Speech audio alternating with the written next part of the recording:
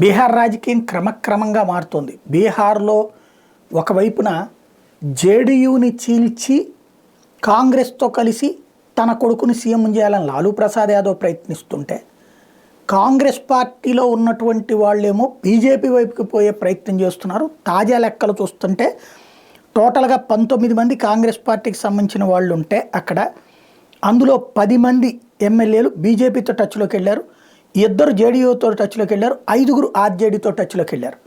అంటే 19 మందిలో 10 బీజేపీ వైపుకి వస్తే 2 ఆర్జేడీ వైపుకి జేడీయూ వైపుకి వెళ్తే 5 ఆర్జేడీతో టచ్లోకి వెళ్ళారు. అంటే కాంగ్రెస్ మొక్క చెక్కలవుతోంది.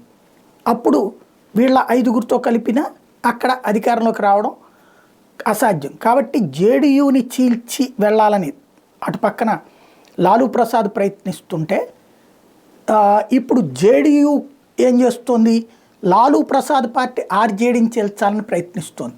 మరి ఏం జరుగుతుందో చూడాలి.